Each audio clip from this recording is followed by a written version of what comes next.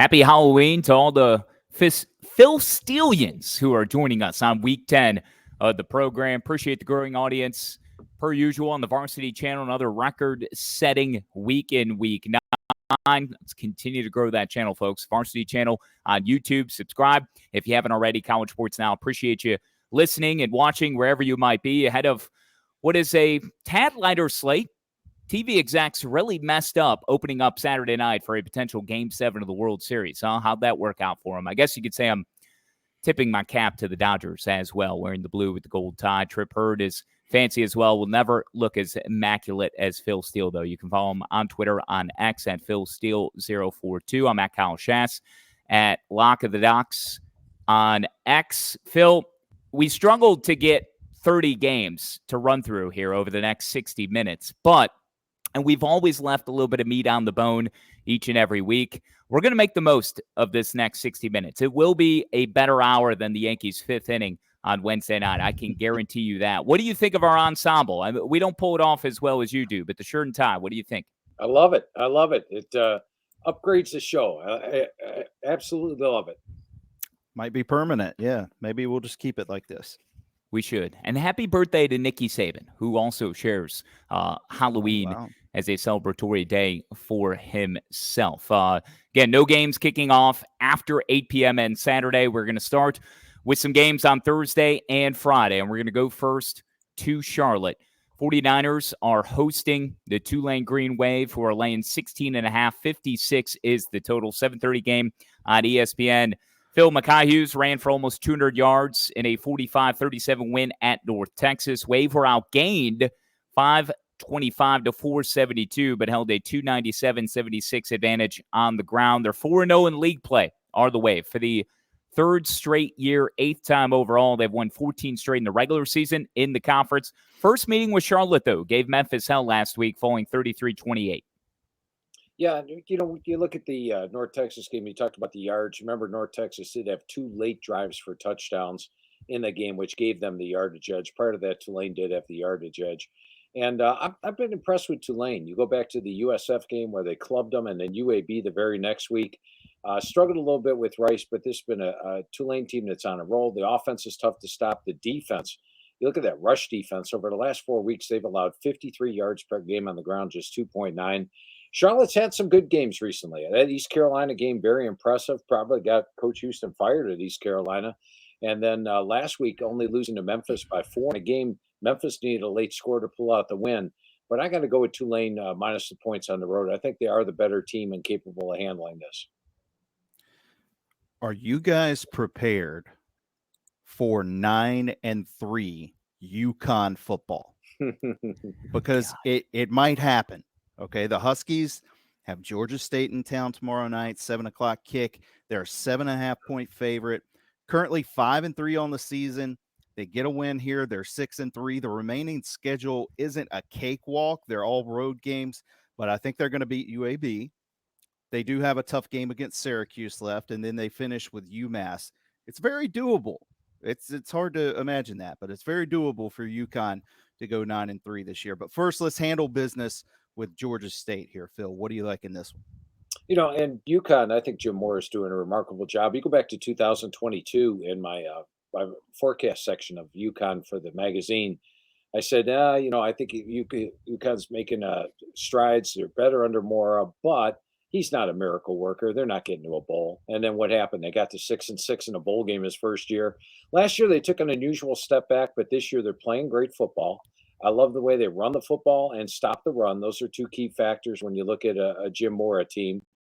And frankly, I think they're the better team. Then you factor in the situation here. Georgia State's actually playing their 3rd road game in 3 weeks and part of 4 straight road games.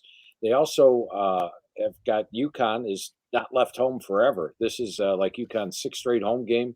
So it's a nice advantage. It's a more important game for UConn. They're at home trying to get to a bowl. Georgia State's got some conference games on deck. So situation, talent, it's all there. I think UConn keeps it rolling. And they're a great home favorite, too. I think there's something like 13-6 as a home favorite under Mora. So I like UConn minus the points here.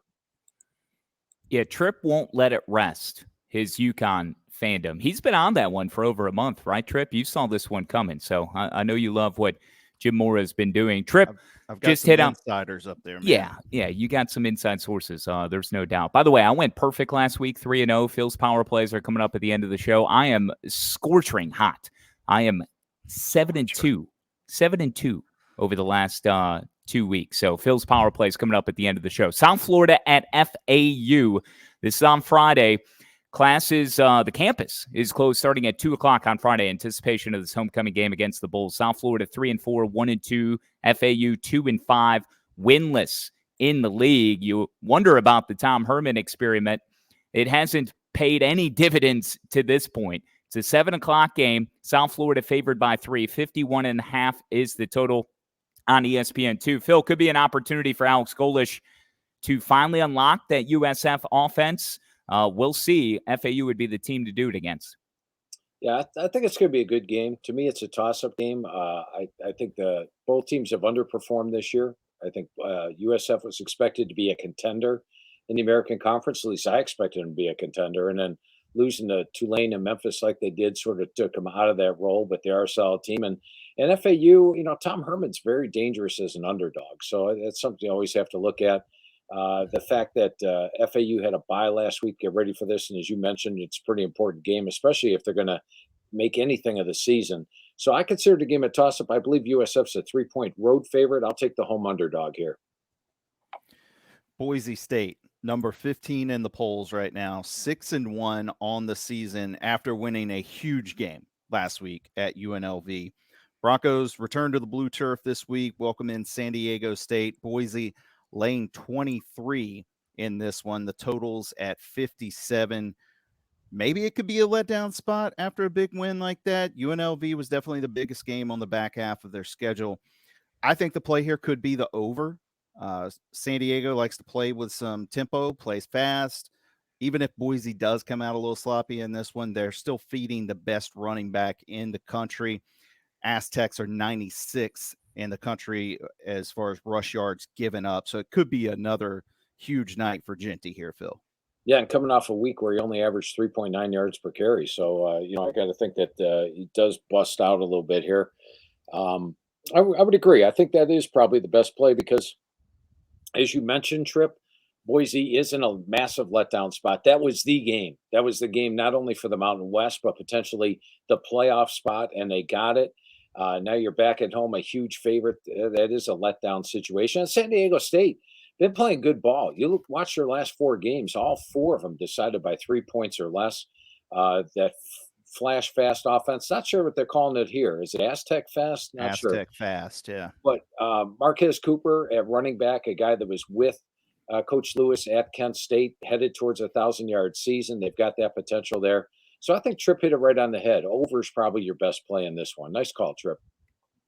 And just because we're hitting the first Saturday in November doesn't mean you can't get this magazine. Go on, get the Phil Steele College Football Preview, still available. Also go online, philsteele.com. Information about Phil Steele Plus, all the advanced analytics, the premium content, $99 value inside the press box, the FCS.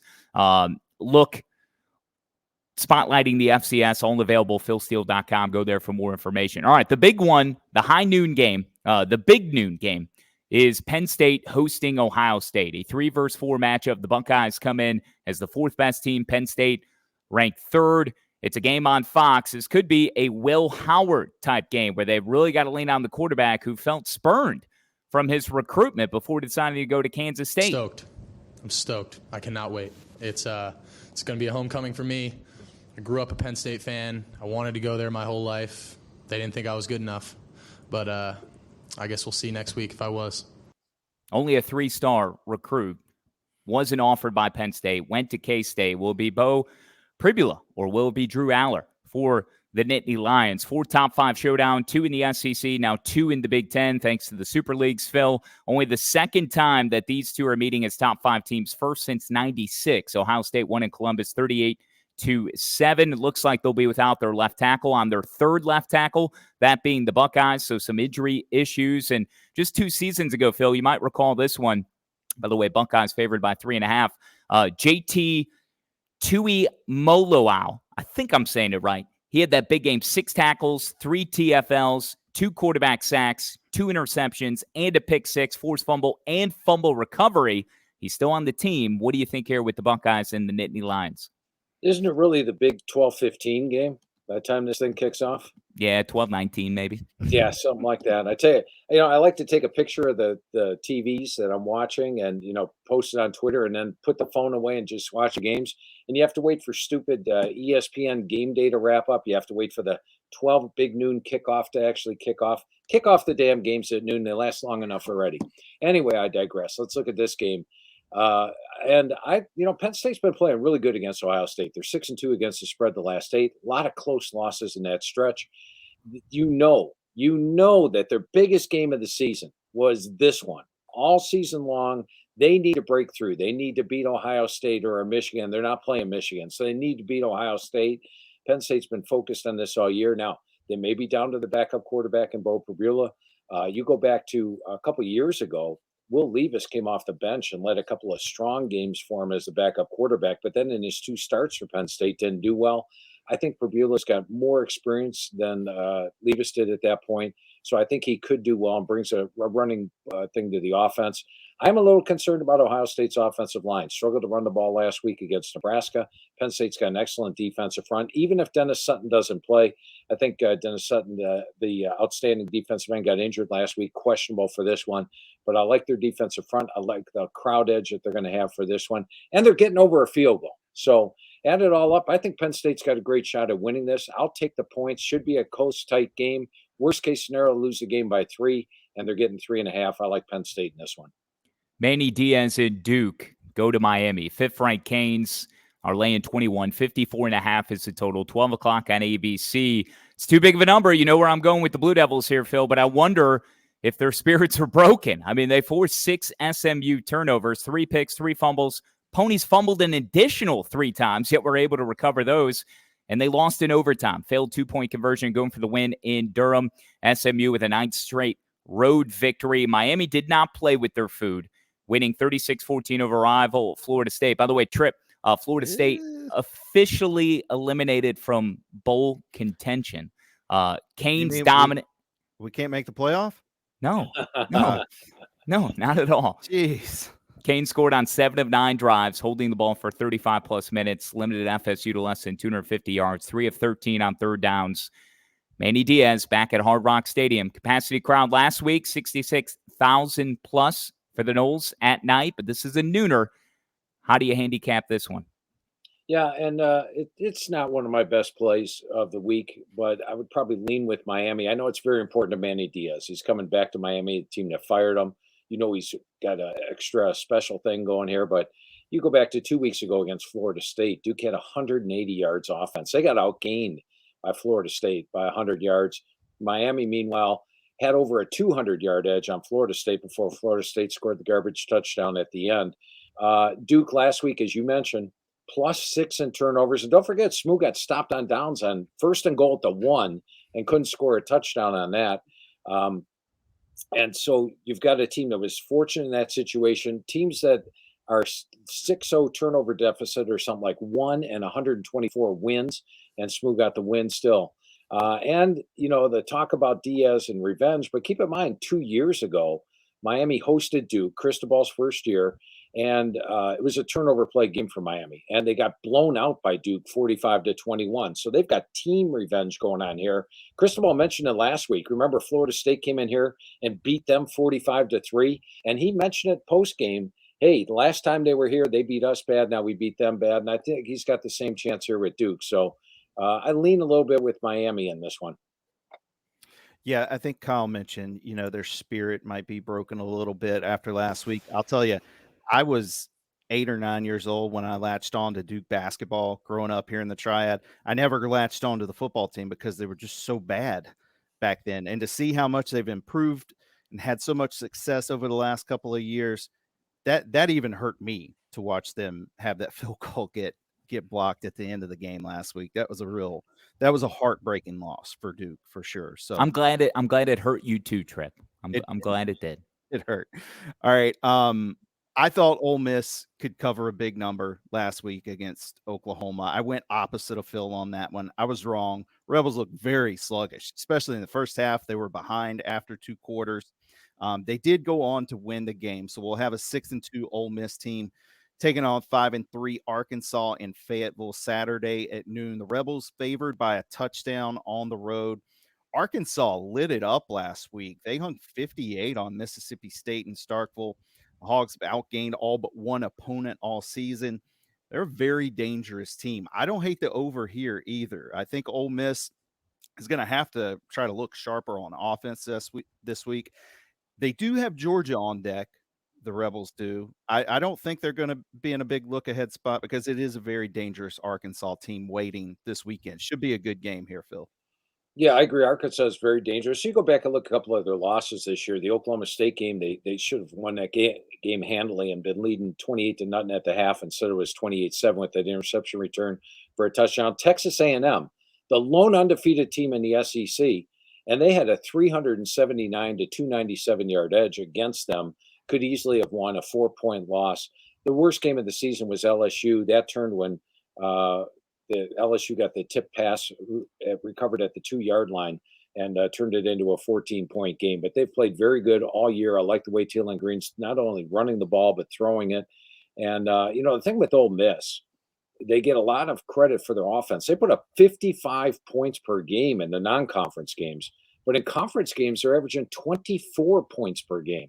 And that's 4 conference games into the season, just 24 points per game. So maybe their offense, not quite what we thought it was at the start of the year when they were putting up those 55 points per game. Pittman's got an incredible record as a dog, credible record versus ranked teams. Yes, he did lose to LSU in the last one, but now you're getting a full touchdown as opposed to just getting a field goal like they did against LSU. I like Arkansas on a potential upset here. All right, let's talk about a game where there probably won't be near as many points. Number 21, Army, looking to stay unbeaten this Saturday at home, taking on Air Force. Black Knights, a 22.5-point favorite. The total on this one's 41.5. Army with a win would be 8-0 straight up for the first time since 96. They did miss the cover last week against ECU by like half a point. I think that's the only one they've missed all year. Air Force, on the other hand, 0-7 against the spread so far this season. They haven't won a game straight up since Merrimack. Possibly a look ahead here, though, for Army with what they've got left. North Texas, they're another dangerous team. They score every 10 seconds, and after that, they've got Notre Dame. So maybe a little chance here for the Falcons to keep it close. And the under's always in play in these service academy games, Phil. Yeah, I like 2 things in this one, Tripp. First of all, I do like the under. And Kyle, I want to highlight the screen here. Couple notes for you. You guys know every time the Service Academy's playing, it didn't win this year with Air Force and Navy. Navy got that 4th down reverse for a touchdown. Air Force threw a rare touchdown pass, and then running out the clock, Navy scored a touchdown at the end to put it over. But Service Academy unders 26, 4-1. 26 wins, 4 losses, 1 tie. If you just bet the Service Academy unders. And look at this. On Phil Steele Plus, we give you everything's color-coded, red and green. And over here, your totals. 10 straight unders in this series. So 10 straight unders. The unders have been great. I like the under. But I also, let me go back to last year. And you may not remember this with the 2 teams' current record. But look at this. Air Force last year, unbeaten, rolling. They are dominant. Army, pathetic, lost 5 straight games. They lost to LSU 62-0, got shut out by Troy. They have no offense coming into the game. Look at all the red they had coming in. Final score, Army, a 17.5-point dog, wins 23-3. And if we go back and take a look at the series history here on this game, we see that, take a look at the dog. The dog has actually won 8 in a row against the spread and 5 outright upsets. So it's a series that says the dog. Last year, Army was going nowhere. Air Force was unbeaten, and Army beat them. Not only beat them, but beat them 23-3. So I like Air Force plus the points, but I also definitely like the under. It's a Service Academy game. And why do Service Academy games go under? It's key. When the key to running the option is you take your opponent by surprise. They only have 1 week to prepare. They cannot run the offense. It's your speed. So you cannot simulate the option offense with your backup players. But these teams go against the option every day in practice, can simulate the speed, and that's why these games go under the total. So I like under, and I also like Air Force. They're getting over 3 touchdowns. Yeah, Army overs have hit in 5 of their 7 games by an average of a little more than 8 points, my quick math, but Service Academy autoplay the under. I didn't earlier this year, and I lucked out because Navy tacked on, I think, some late points to force the over against Air Force, but different story here. Again, down Air Force team. This is the Super Bowl for them with Army. And to all those points that you illustrated, Phil, it's just so hard to score points when these teams know each other as well as they do. Virginia Tech is laying 4 on the road at Syracuse, 12 o'clock game on the CW.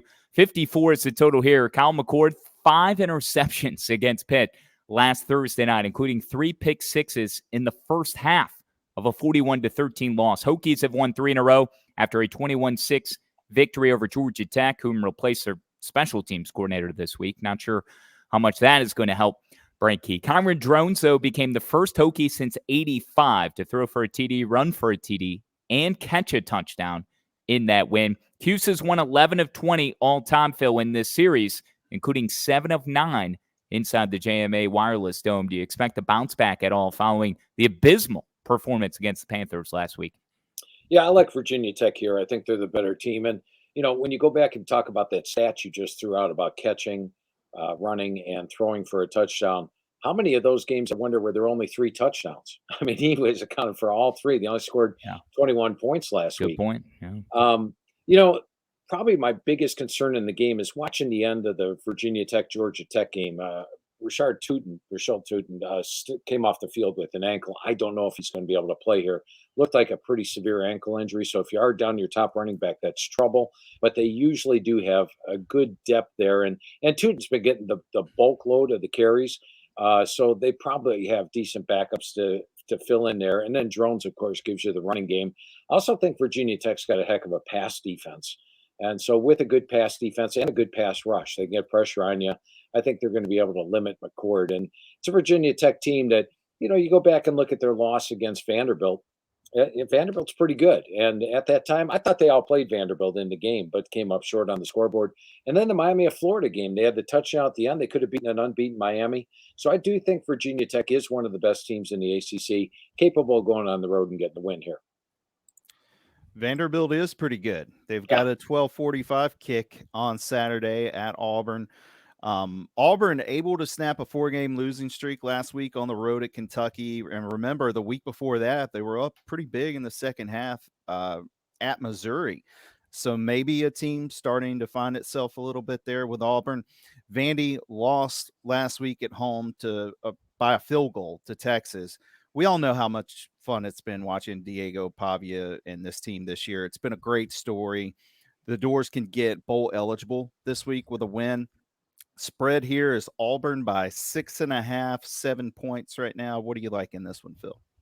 Yeah, and I think, Jarquez Hunter last week had nearly 300 yards against Kentucky's defense. So that's a hell of a running back there. And on the year, remember, people were wondering why Auburn and Kentucky, the line was so close. And I mentioned that Auburn's yards per game, they are plus 90 yards per game in SEC play, despite the fact they're 1-4. And so that just shows you the turnovers have been the problem this year. They have the talent.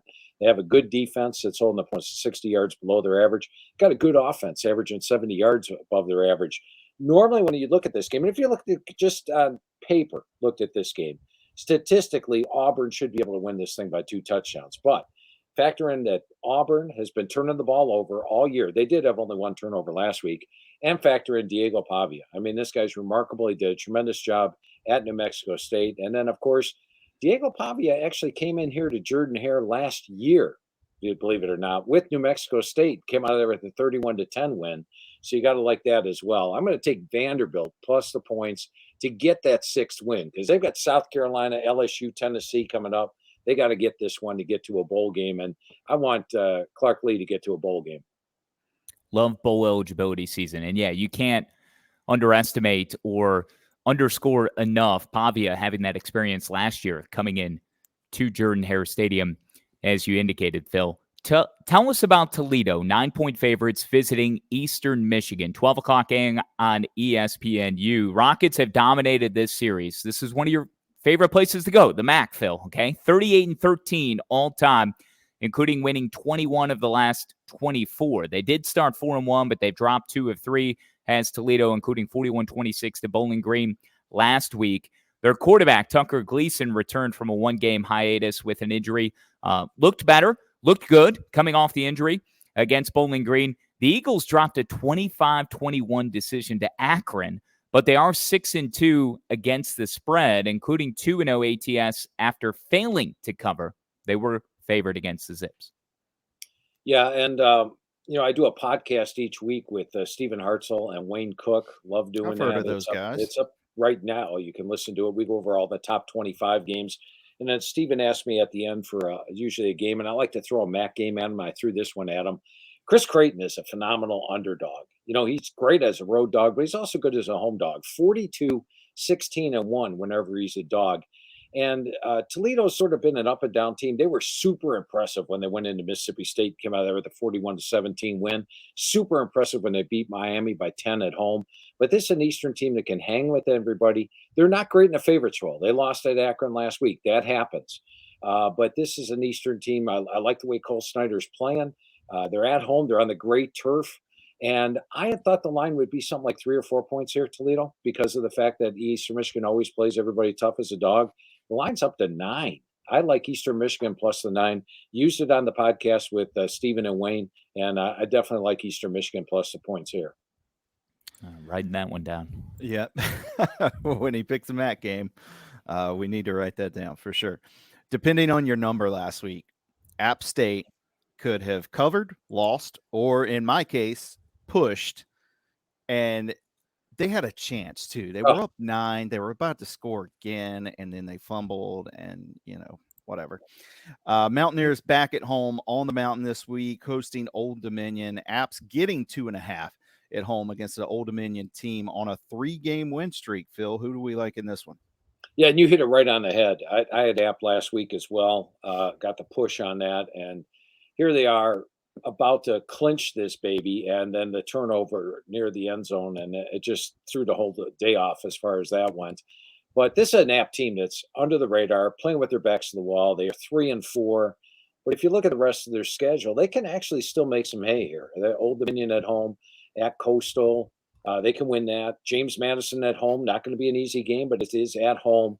And they're a team that doesn't lose a lot of home games. In fact, App State's record at home, 52-9 straight up at home. Old Dominion on the road, 8-26 straight up on the road.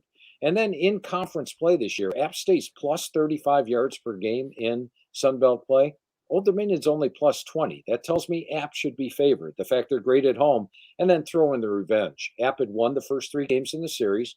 Last year they were favored, and they lost outright. So you're playing with revenge at home as a dog, and App State's only been a home underdog twice in the last 8 years. Naturally, they covered both of those games.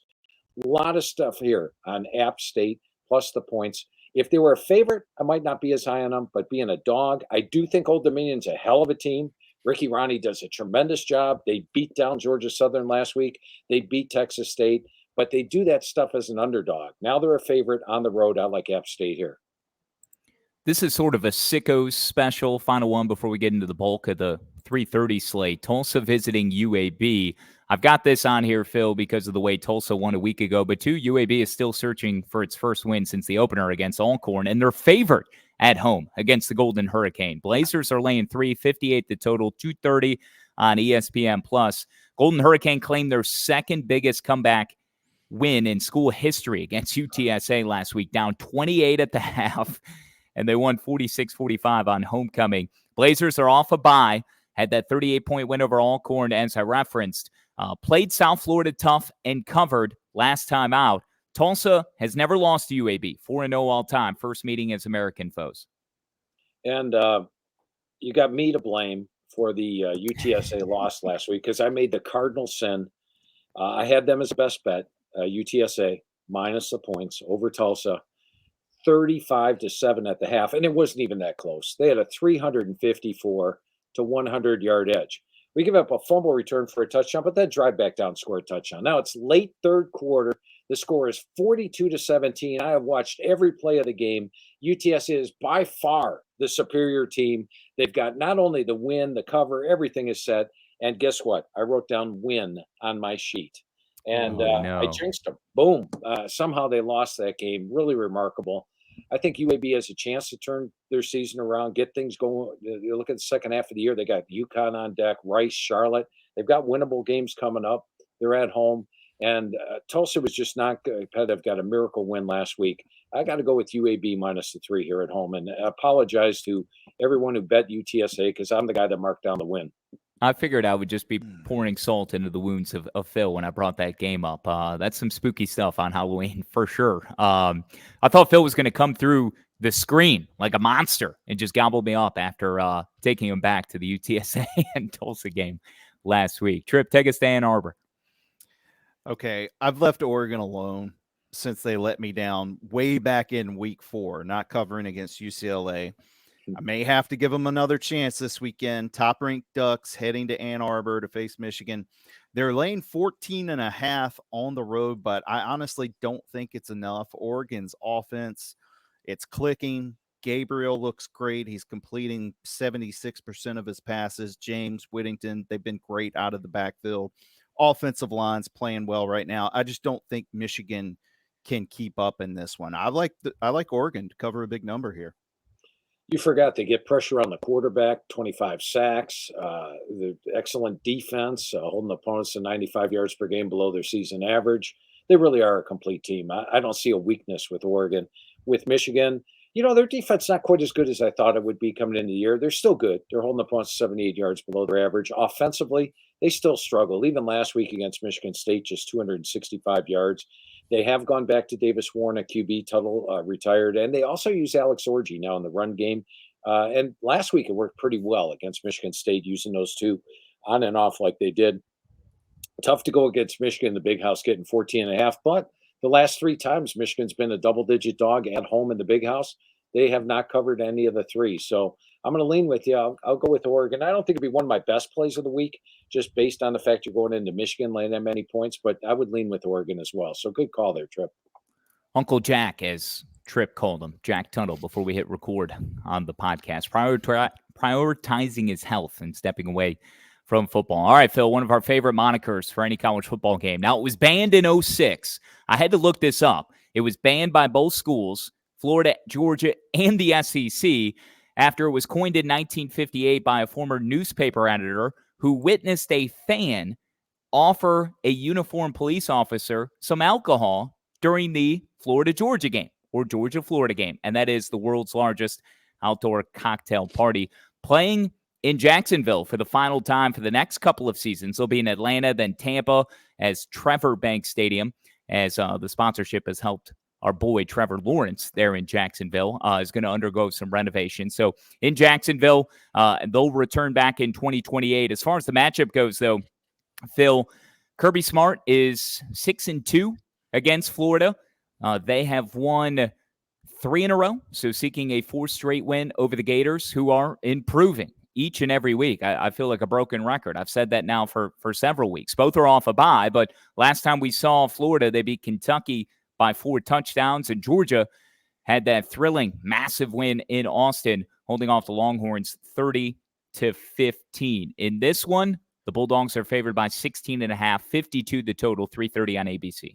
Yeah, and the scary part is the last 3 meetings have all been blowouts, and it's a game where Georgia is dominated, but I think Florida is a good play in this one for a couple of reasons. First of all, if you look at how they've been playing the last 4 weeks, my last 4 weeks on Phil Steele Plus, I have a last 4 weeks AGG, or average game grade. They're actually playing within 2.9 points of Georgia's average game grade. They're really playing well. So I think these two teams are fairly close. Then you look at how Georgia does as a big favorite. I mean, put them as an underdog against Texas. You're going to get Georgia with their hair on fire and play their best game of the season, right? But prior to that, they'd only beat Mississippi State by 10. They only beat Auburn by 18, didn't cover either one. They only beat Kentucky by 1. They didn't cover against Tennessee Tech.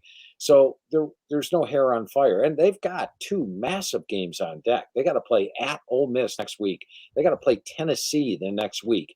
And they're trying to not only make the playoff, they're trying to make the SEC championship, all that. This game, you may get caught. I mean, you blew them out last year. You're a big favorite today. I just like the way Florida's playing. And, Florida's got a big defensive line. I like their defensive front. They've got good size. I think they can slow down the Georgia run game. So I'm going to go with Florida plus the points in this one. Kansas State got the win last week, but they didn't cover in No. the Sunflower Showdown. They got by Kansas 29-27. Wildcats 7-1 on the season. Still have a shot to get to that Big 12 title game. Big road favorite this week at Houston. Houston's got 3 wins this year over Rice. They also won against TCU as a 17.5-point dog, and then they beat Utah, who no longer has a pulse.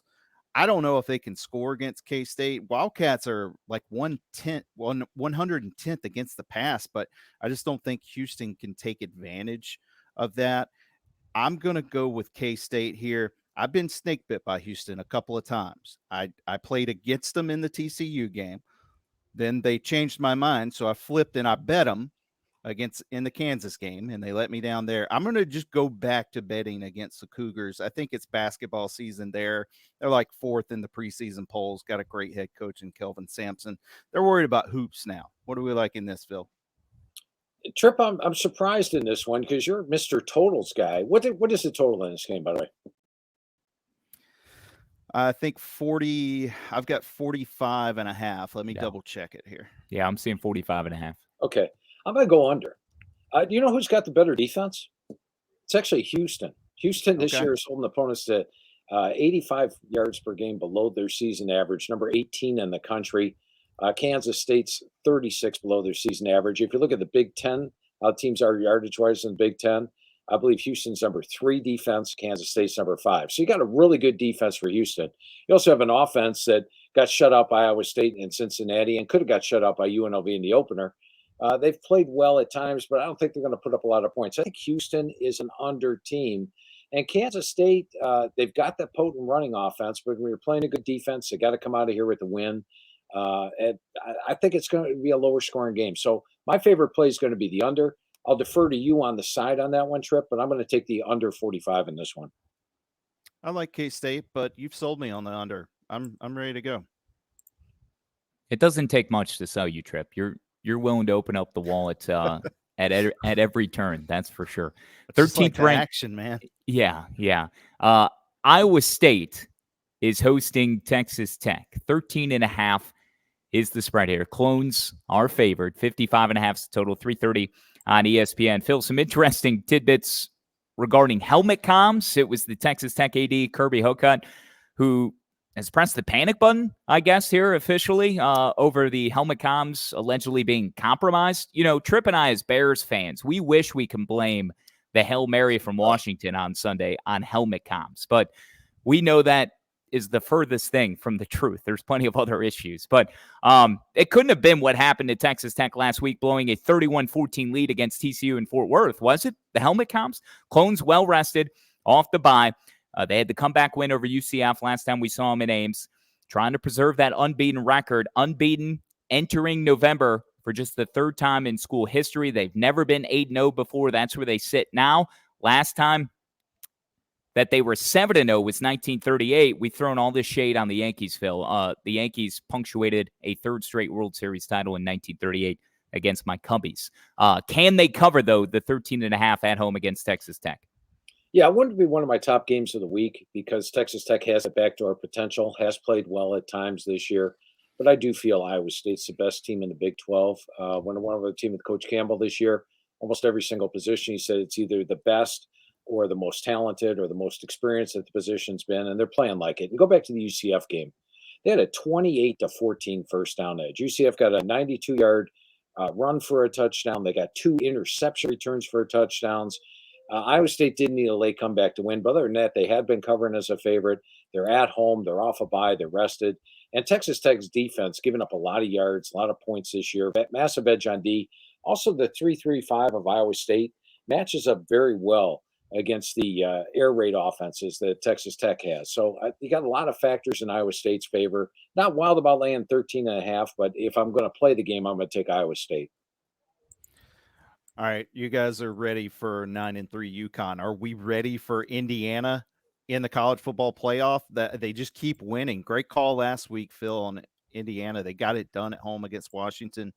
Hoosiers on the road this week at Michigan State. They're laying 7.5 on the road. Signetti said he's optimistic they could have the quarterback Rourke back for this one.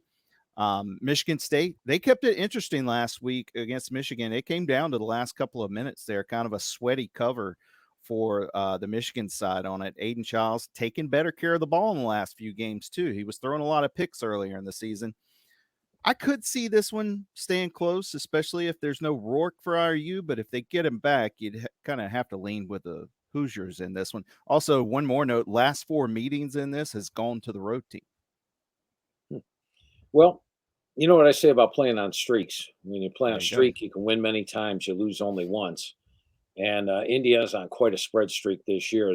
They pretty much have won for me every single week of the season. They were one of the more underrated teams in the Big Ten. They were picked 17th out of 18 teams in the Big Ten media poll. I had them a lot higher than that, and Indiana's one of my most improved teams in the country coming in. They played even better than I expected. They've got an outstanding defense. They can get after a quarterback and stop a run.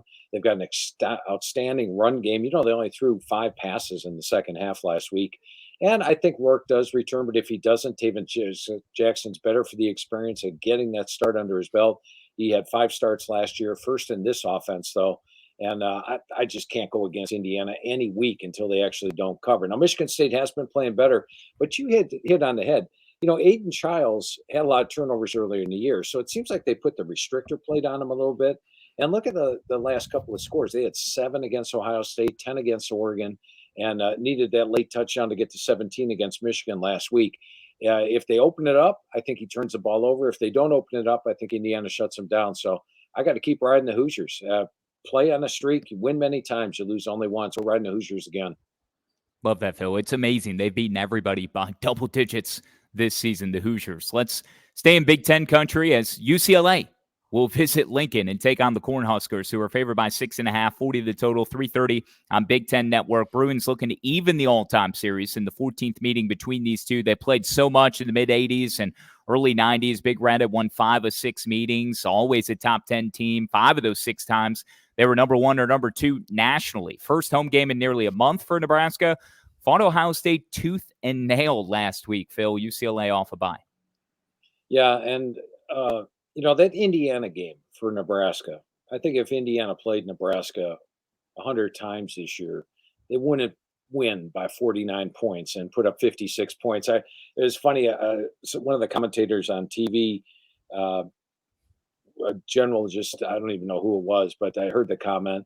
Oh wow, you know, Nebraska's defense gave up 56 to Indiana and only 21 to Ohio State. Nebraska's got a hell of a defense. They got one of the best defensive tackle combinations in the country with Hutmaker and Robinson in the defensive side. You can't run on these boys. Indiana was the only team that was able to run on them. That was just a game where I told the guys in the office, some games you just throw up and throw out the window because it was a complete aberration. Nebraska has a really good defense. They also have an emerging offense. And I think with UCLA, they've struggled to run the ball all year, which means they're going to have to throw. I believe Nebraska is going to get a lot of pressure on them. They're at home. They're off 2 losses. They need a win. And last year, Nebraska at the end of the year got to 5 wins. They had 4 games to go. They lost all 4 games by single digits down the stretch and didn't get to a bowl game. They're at 5 wins. They got 4 games to go. They got USC, Wisconsin, Iowa on deck. They need this. So it's a great situation. Nebraska at home. They're going to be fully fired up for UCLA. I love their defense. I think they have a balanced offense. I think they're the better team. And they're laying less than a touchdown. I like the Huskers here. All right, my favorite part of the week where I get to talk about Florida State here. We'll go back to the ACC. One of the worst defenses in the league, and North Carolina gets one of the worst offenses in the entire country in Tallahassee Saturday afternoon, 3:30 kick. UNC's a 2-point favorite at Florida State. Norvell, an offensive coach, 131st ranked offense in yards per game this season. Rush yards, yards per play, quarterback rating, all 125th or worse in the FBS. I don't know how that's possible. Facing UNC, should help considering what we've seen from their defense throughout the season. But they did hold Virginia to 14 last week. Can the Noles keep up with UNC? If I'm being honest, I'd probably just say no. What do you like here in this one, Phil? Yeah, Florida State has had moments this year. You go back to the Duke game. They outgained Duke, out first down Duke. I thought they, beating Cal. They weren't blown out of the water by Georgia Tech, Boston College, or Memphis. You just wonder a little bit, though. They brought in a lot of transfers. Now you've clinched a losing season. What's the motivation down the stretch here? And meanwhile, North Carolina, they were coming off 4 losses. The Virginia game was very impressive. There was a super. The final score indicates the way the game was played. They led that thing 24-6 at the half. They had a 275, 77-yard edge. And Mac Brown said, this is the first game of what's going to be 5 games where we play well down the stretch. So you just got to think North Carolina's in a better frame of mind.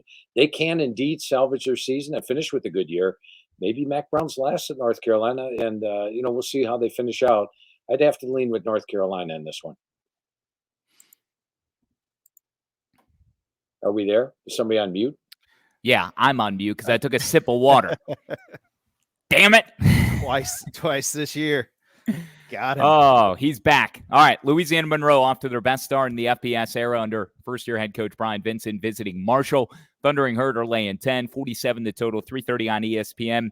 Plus first ever FBS meeting between these two, Phil.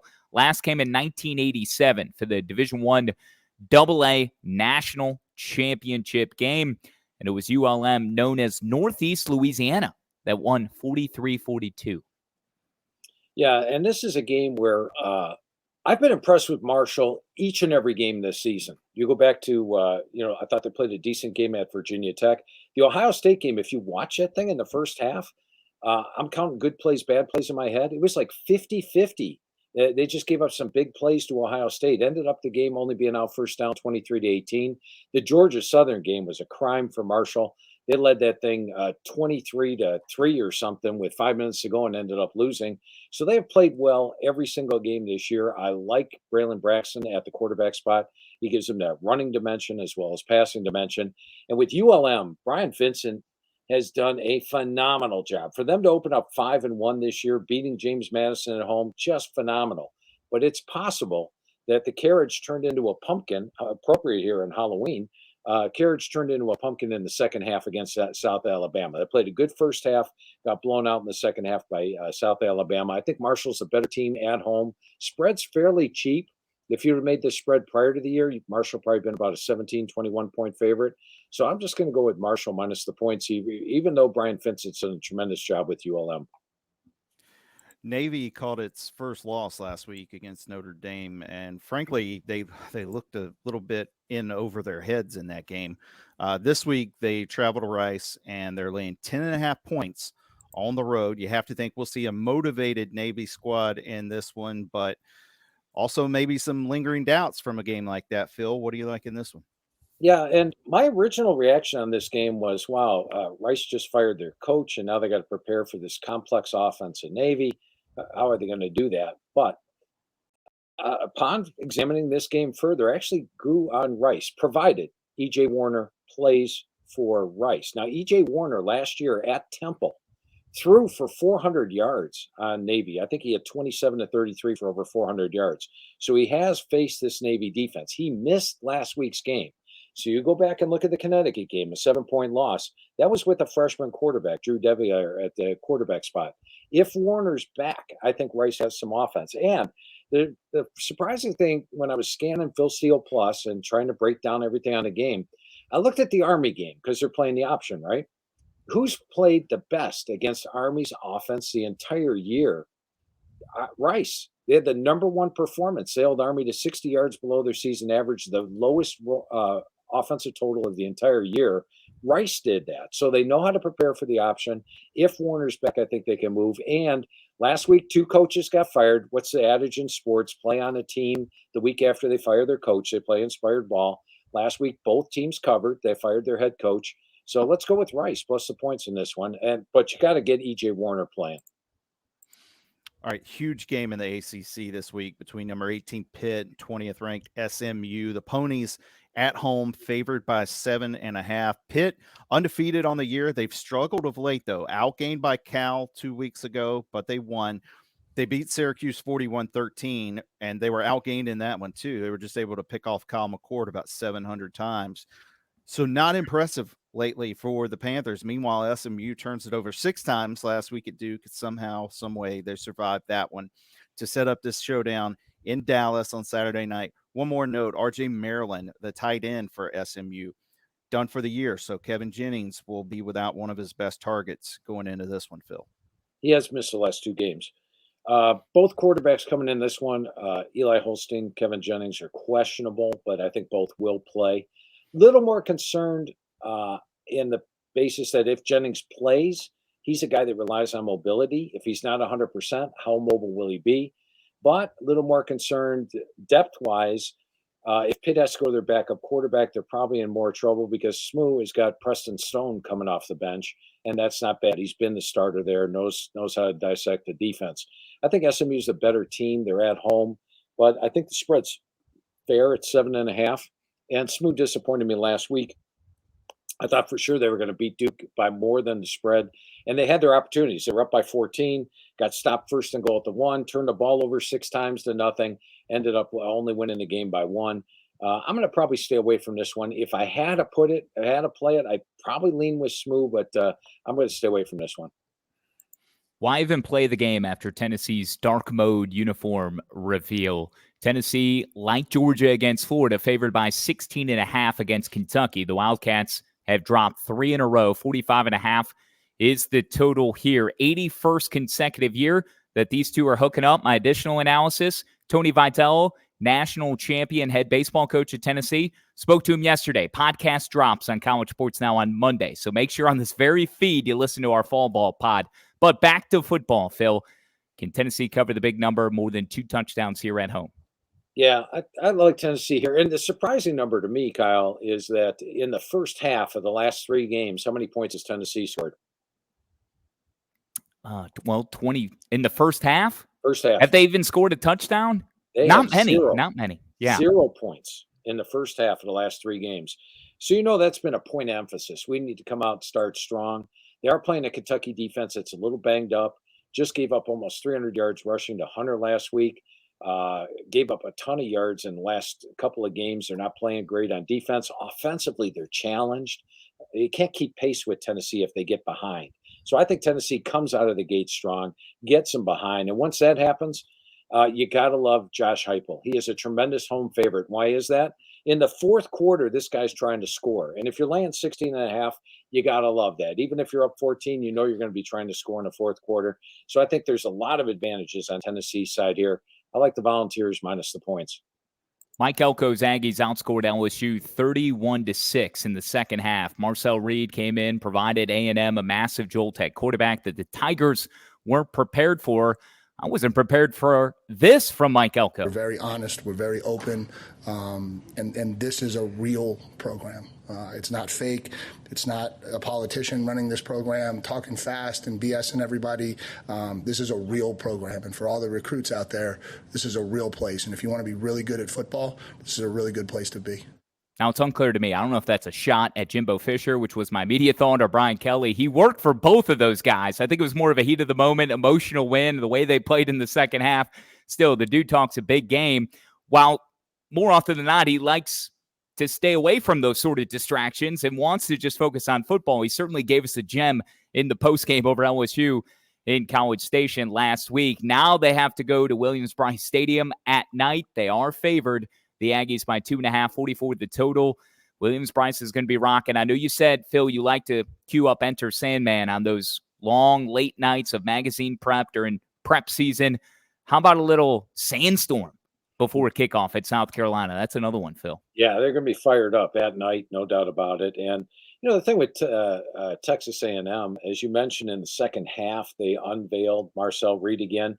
I thought Reed took Florida a little bit by surprise as well in that earlier game, coming in, and maybe Florida was unprepared for it necessarily, the dynamicism of him. Go back to the Arkansas game. They got outgained by 100 yards. But I will say this. Mike Elko is just an amazing head coach. The job he did at Duke in those 2 years surprised me. The job he's doing right now to have an undefeated Texas A&M and SEC play, just a phenomenal job. However, South Carolina off a bye at home. Texas A&M off a massive home win. Pair of unbeatens battling it out last week. You get a big comeback win. Now you got to go on the road and travel at night. And South Carolina's defense has impressed me each and every week this season. They have played great football. And go back to the LSU loss. Had they put LSU away in the first half like they could have, they would have had that win over LSU and only have 2 losses right now. I like South Carolina. Good situation for them and a good team. Yeah, tough spot play there for A&M this Saturday. Back to the ACC. I think we're going to see some points in Death Valley this weekend. Louisville and Clemson.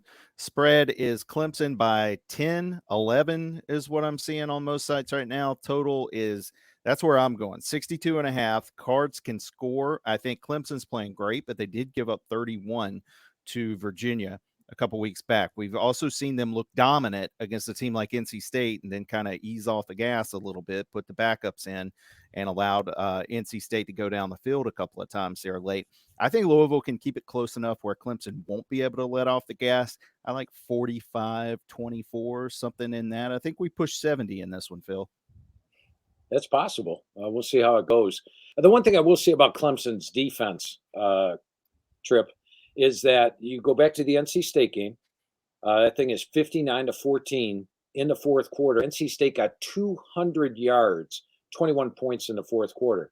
Go back to that Virginia game. Virginia has 17 points with 3 minutes to go in the game. They got 2 long drives for touchdowns against the backups at the end of the game. If Clemson's not playing their backups at the end of the game, then their defense is really good. And they're giving up 348 yards per game, but take away all those garbage yards, and it's probably under 300 yards on the season per game for Clemson. So I love the way that they're running the football, throwing the football. They brought in those freshman receivers. And going back to the streak thing, guys, remember I picked Notre Dame over Louisville, SMU over Louisville, Virginia over Louisville, Miami over Louisville, Boston College over Louisville, covered all 5. I did pick Georgia Tech prior to that, and Georgia Tech probably should have beat them. They just gave up 2 defensive scores. But I got to continue to go against Louisville for yet another week, a 6th straight week. I'm going to side with Clemson minus the points in this one. 3 of the 4 last Heartland trophies have gone to the Hawkeyes. A pair of 5-3, 3-2 teams. They'll meet at 7:30 on NBC. Hawkeyes are laying 3. 40.5 is the total. Blackout in Iowa. Phil, they won 18 of 19 in November at Kinnick, beat Northwestern handily last week. Wisconsin couldn't overcome Penn State at Camp Randall. Yeah, and this is you stole my thunder, Kyle. I was going to ask you guys, in the last 19 November games for Iowa, how many have they won? And you hit it right on the head. 18-1 in the month of November. This is when Kirk Ferentz has them playing their best ball. And then I look closer on Phil Steele Plus, and we've got things in there where it says conference favorite, 3 or less, conference dog, 3 or less, things like that. Iowa's record as a conference favorite, laying 3 points or less, is 11-3. They're 2-0 this year. They were a 2.5-point favorite against Minnesota. They won by 17. They were a 2.5-point favorite against Washington. They won by 24. They're 11-3 in that role.